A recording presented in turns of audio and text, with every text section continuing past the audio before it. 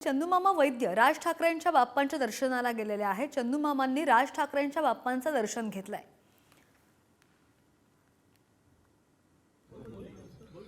ही दृश्य आपण पाहतोय।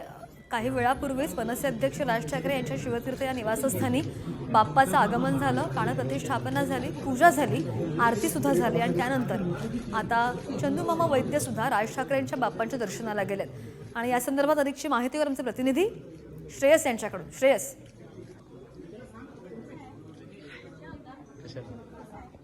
आपण म्हणू शकतो की ठाकरे बंधू आता एकत्र येण्यासाठी काही क्षण उरतात, पण ठाकरे परिवार एकत्र येत दिसतोय। आपण आता काय होतं, शिवतीर्थाच्या बाहेर आपण आहोत आणि आता ठाकरे कुटुंबीयच आहेत ते एकत्र येण्यासाठी सुरुवात झाली। हा संपूर्ण माहोल जर आपण बघतोय तर माहोल आपण पाहूनच आपल्याला कळतं की एकंदर सगळ्यात मोठी गोष्ट हीच आहे की चंदूमामा वैद्य सुद्धा इथे पोहोचलेले आहेत। अनेक ठाकरे बंधू आता उद्धव ठाकरे कुठल्याही क्षणी इकडे येतील आणि क्षणी आल्यानंतर सगळ्या गोष्टी जर पाहायला गेल्या तर मोठ्या प्रमाणात होणार आहे, कारण ठाकरे बंधू एकत्र आल्यामुळे अनेक वर्षांतर उद्धव ठाकरे जे आहेत ते खऱ्या अर्थाने इकडे येतात आणि ते चित्र आपल्याला पाहायला मिळतंय। एकंदर पाहायला गेलं तर 12:30ची वेळ आहे उद्धव ठाकरेंची इकडे येण्याची, त्यामुळे ठाकरे कुटुंब आज उद्धव ठाकरे आणि राज ठाकरे एकत्र आल्यामुळे एकत्र येणार आहे आणि तेच चित्र आपल्याला पाहायला मिळणार आहे। उद्धव ठाकरे, आदित्य ठाकरे, तेजस ठाकरे आणि वहिनी हे सगळी लोक जी आहेत ती आता 12:30च्या दरम्यान इकडे येतील आणि त्याच्यानंतर जो प्रमुख सगळ्या गोष्टी असतील, कारण बहुधा पहिल्यांदा या शिवतीर्थ निवासस्थानी उद्धव ठाकरे येणार आहेत। 22 वर्षांपूर्वी ते जेव्हा कृष्णकुंजमध्ये राहायचे राज ठाकरे तेव्हा तिकडे आले होते, पण बहुधा पहिल्यांदा उद्धव ठाकरे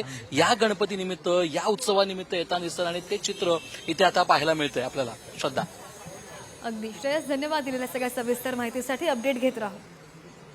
तर आपण ही दृश्य पाहतो। चंदूमामा वैद्य राज ठाकरेंच्या बाप्पांच्या दर्शनाला आलेले आहेत आणि थोड्याच वेळात उद्धव ठाकरे सुद्धा शिवतीर्थावर पोहोचतील। जसं श्रेयसने आपल्याला सांगितलं, 22 वर्षांपूर्वी अगोदरच्या राज ठाकरेंच्या घरी उद्धव ठाकरे गेलेले होते आणि यावेळी जेव्हा आता उद्धव ठाकरे येतील तेव्हा ही भेट लक्षवेधी ठरणार आहे।